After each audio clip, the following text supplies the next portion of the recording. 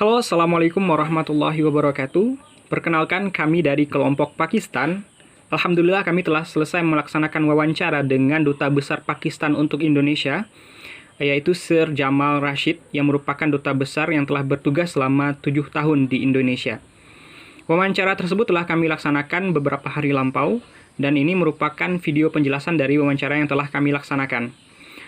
Kami beranggotakan terdiri dari saya sendiri Muhammad Arifal, kemudian teman saya Nana Sumarna, Ikrar Bakti Syuhada, Rama Effendi, dan juga Vina Nurul Afriani. Wawancara ini ditujukan untuk memenuhi salah satu tugas perbandingan hukum tata negara yang diampu oleh Bapak Irfan. Berikut merupakan hasil dari wawancara kami. Saya akan menjelaskan mengenai wawancara yang telah saya dapatkan dari Kedutaan Besar Pakistan di Jakarta. Pertanyaan saya yang pertama yaitu how did a brief history of Pakistan, yaitu Pakistan yang merupakan sebuah negara yang terletak di bagian Asia Selatan. Nah, negara ini berbatasan dengan Afghanistan, Iran, India, Tajikistan, dan Tiongkok. Pakistan sendiri merdeka pada tanggal 14 Agustus 1947 setelah memisahkan diri dari wilayah India. Muhammad Ali Jinnah yang disebut The Great Father of Pakistan menginginkan kemerdekaan negara Pakistan karena wilayah tersebut pada dasarnya adalah wilayah yang didominasi oleh kaum muslim yang menginginkan diterapkannya syariat Islam secara keseluruhan atau secara penuh. Di lain hal, yang menjadi sebab pemisahan diri Pakistan dengan India yaitu karena adanya perbedaan etnik dan budaya dengan bangsa India secara keseluruhan. Nah, pada tahun 1956, Pakistan juga resmi menjadi negara Republik Islam. Dan pada tahun 1971, terjadi perang sipil di negara tersebut sehingga memisahkan antara Pakistan Barat dengan Pakistan Timur, yang sekarang dikenal dengan negara Bangladesh.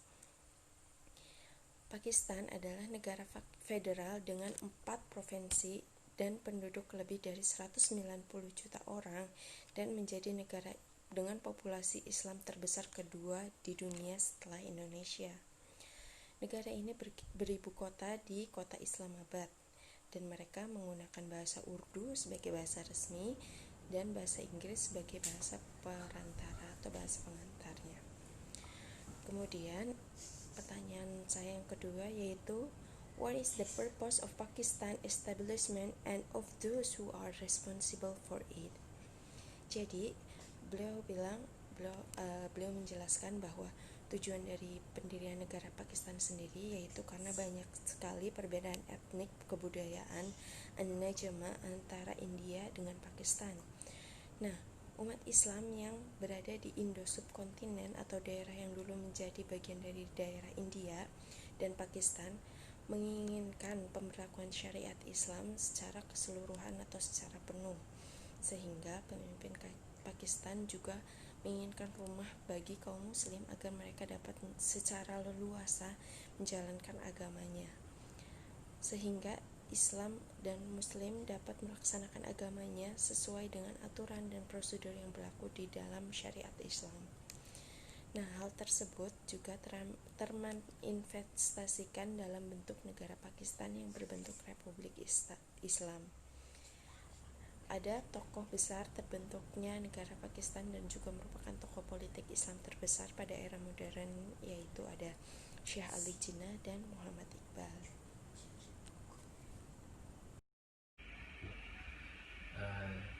Baik, di sini saya menanyakan terkait how Islamic law practice in Pakistan.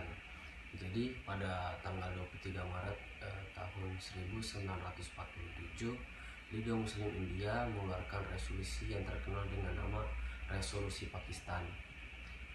Berdasarkan resolusi tersebut, kaum Muslim India yang dipimpin oleh Muhammad Ali Jinnah memperjuangkan terbentuknya negara Muslim Pakistan. Pakistan berdasarkan konstitusinya menganut Islam sebagai ideologi negara dan segala bentuk peraturan serta ketetapan di negara tersebut berdasarkan atas syariat Islam. Kemudian pada tahun 1977, Partai Rakyat Pakistan memutuskan persetujuan partai untuk yang pertama menjadikan pengajaran Al-Quran sebagai bagian yang tidak terpisahkan dari pendidikan umum.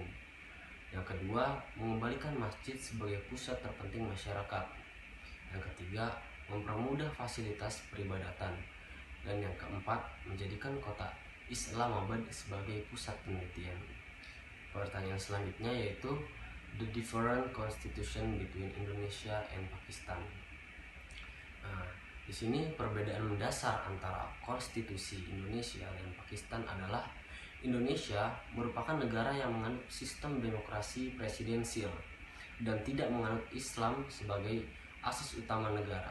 Tetapi nilai-nilai Islam dimanifestasikan dalam bentuk konstitusi Indonesia dan Pakistan adalah Indonesia merupakan negara yang menganut sistem demokrasi presidensial dan tidak menganut Islam sebagai asas utama negara.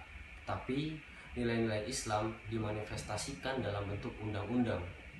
Sedangkan Pakistan memang mendeklarasikan sebagai negara agama dan sistem parlementer dan menjadikan Islam sebagai ideologi utama negara, sehingga segala bentuk peraturan dan kewenangan didasarkan atas Islam.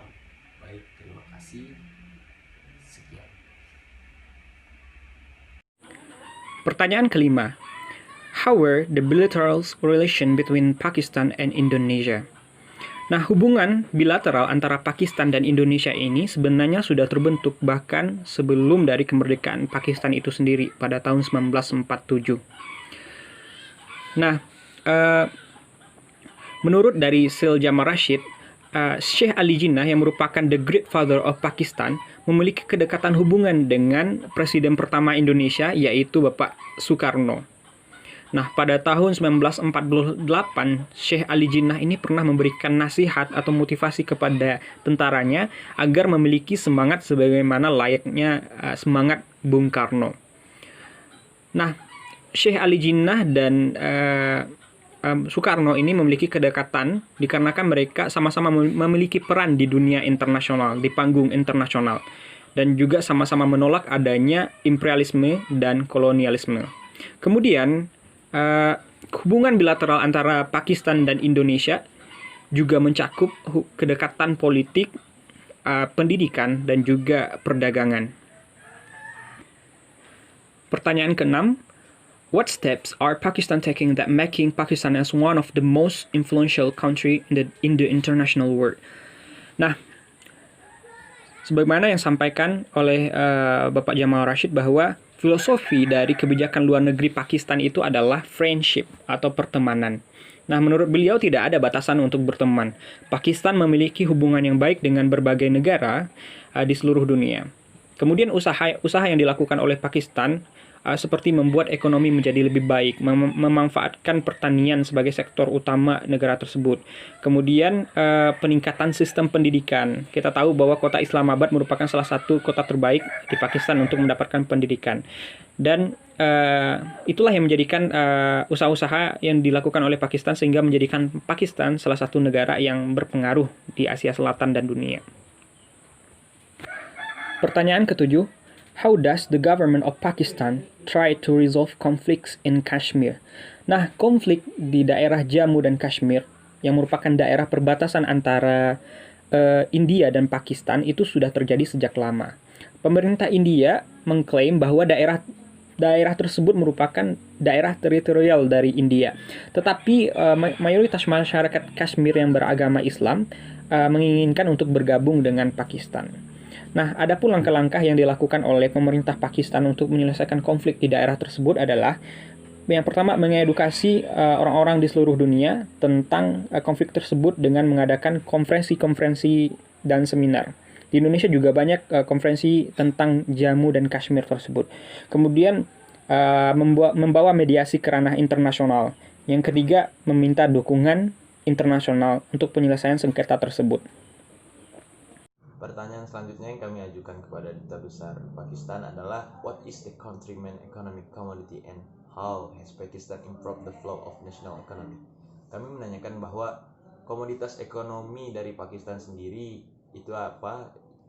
Duta Besar Pakistan menjawab bahwa Pakistan adalah salah satu negara yang subur di Asia Selatan.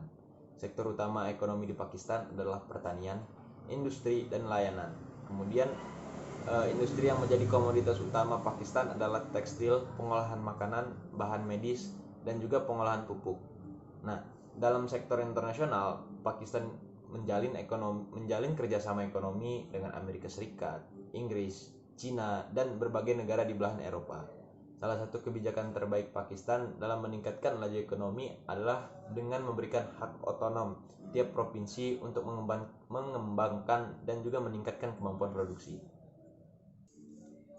Dan kami mengajukan pertanyaan selanjutnya, yaitu what is the education and cultural system that is typical of the Pakistan. Kami menanyakan bahwa kultur pendidikan di Pakistan itu seperti apa, dan duta besarnya menjawab, pendidikan di Pakistan terfokus pada bidang engineering atau mesin, kedokteran, dan juga komputer di bidang sains. Konstitusi di Pakistan mewajibkan pendidikan gratis bagi anak-anak hingga usia 16 tahun. Kemudian pendidikan di Pakistan memang sangat dipengaruhi oleh sistem kultural pendidikan Islam dan program pengajaran Islam. Pakistan sangat mengedepankan pendidikan toleransi karena Pakistan juga merupakan salah satu negara yang multikulturalisme. Our scholarship that the government offers to Indonesian students in which region of Pakistan is being highly recommended for education. Mengenai beasiswa yang kami dapatkan dari Kedubes Pakistan sendiri, yaitu sekitar pada tahun 2019, pemerintah Pakistan menawarkan beasiswa yang bernama Technical Program, yang di dalamnya mencakup bidang-bidang farmasi, engineering, medical, dan yang lainnya. Pendaftaran beasiswa di Pakistan sendiri biasanya dibuka sekitar bulan Juli dan Agustus. Selain itu, banyak juga terdapat kampus-kampus di Pakistan yang menawarkan beasiswa internasional, seperti halnya Islamic International University Islamabad. Universitas ini terletak di kota Islamabad, yang dimana kota Islamabad ini merupakan ibu kota dari Pakistan itu sendiri. Universitas Islamabad ini sangat direkomendasikan oleh pemerintah Pakistan karena sejak dari dahulu pemerintah Pakistan sangat berkonsentrasi untuk meningkatkan mutu pendidikan dan sumber daya manusia di kota tersebut.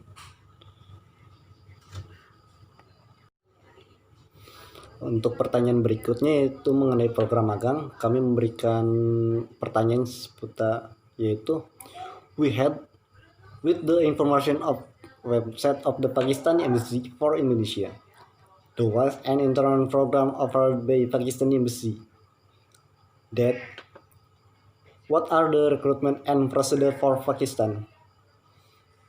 Jadi yang kami dapatkan mengenai program magang dari Kedutaan Besar Pakistan, yaitu pada dasarnya Kedutaan Besar Pakistan itu membuka program magang atau intensif bagi mahasiswa atau masyarakat umum yang ingin melakukan magang di kedutaan tersebut.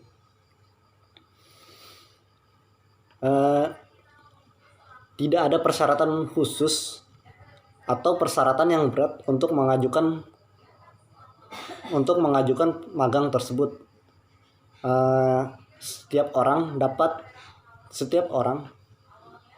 dapat mengikuti program magang di Kedutaan Besar Pakistan, yaitu hanya mengirimkan berkas berupa CV biodata dari portofolio dan lain-lain sebagai persyaratan program magang yang telah ditentukan. Tetapi pada tahun ini, yaitu tahun 2020, Kedutaan Besar Pakistan sendiri tidak membuka program magang karena Kedutaan Besar Pakistan sangat berfokus kepada penanganan COVID-19. Tapi yang kami dapatkan informasi, yaitu program magang ini akan dibuka kembali yaitu pada tahun 2021 setelah pandemi COVID membaik. Demikianlah hasil wawancara kami dengan Duta Besar Pakistan tentang bagaimana negara ini berdiri, sistem pemerintahan, ekonomi, pendidikan, dan juga program magang yang ada di Kedutaan Pakistan itu sendiri.